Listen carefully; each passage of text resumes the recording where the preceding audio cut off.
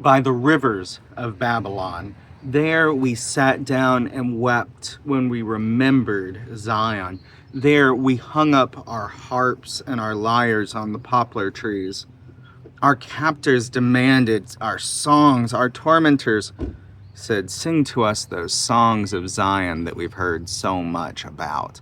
How can we sing the songs of God in a strange land?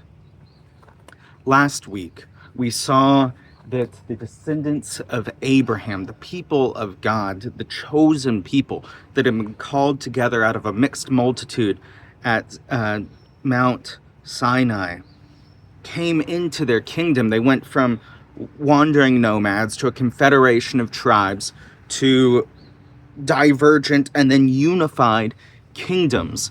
They had the dynastic royal family, David and his sons. They had the capital, Jerusalem. They had the palaces. They had wealth and influence. They had, most importantly, the temple, the very presence of God there with the people. They'd seen it. They knew it. They understood it. God entered that temple as a cloud of fire, the same one that led the people through the wilderness, the very presence of God. But everything goes wrong with David's son Solomon. And soon the people become the thing that God had called them to oppose, to present an opposite way of life to. The kingdom that was made to pursue God, the kingdom of priests, the holy nation, became an empire. Solomon was an arms dealer. He imported weapons. He sold weapons. He built these mighty fortress cities. And soon the walls of protection became walls of exclusion. And eventually God has to act. And now we find the people in exile. The northern kingdom of Israel destroyed, the southern kingdom of Judah carried away to Babylon. And they write Psalm 137 from that defeated place, sitting by the rivers of Babylon. They hang up their lyres and their harps, instruments of worship, instruments in the temple. How can they sing of God after everything they've lost?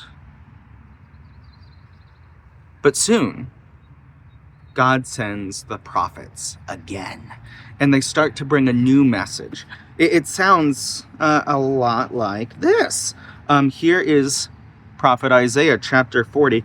Comfort my people, says your God. Speak tenderly to Jerusalem and announce to her that her time of forced labor is over. Her iniquity has been pardoned, and she has received from the Lord's hand double for her sins. A voice cries out in the wilderness, prepare the way of the Lord, make straight the highway, a highway in the desert for our God. Every valley will be lifted up, and every mountain and hill leveled. The unleveled ground will become smooth, and the rough places a plain. The glory of the Lord will appear, and all humanity will see it, for the mouth of the Lord has spoken. This is Sinai language again, that everyone would see and hear God, that everyone would catch this new invitation. They're going back to Sinai. The story is going to start again. The story isn't just over in their failure and their defeat. The prophets start to call the people to dream about this new future. The age of Babylon is ending, and it's soon going to be time to go home. They'll get another chance at this. The Judeans start imagining what this could be like. Once again, they'll be rescued out of the grip of a military superpower. Babylon is another Egypt. There's going to be a second Exodus. There's going to be a second Sinai. The people will be called home and called to this calling again. What would it be like if they could start over? What would it be like if they could return to Jerusalem? What would it be like if they could be a kingdom of priests and a holy nation? What would it be like if there was another son of David? This Sunday, we're finally breaking into the New Testament as the son of David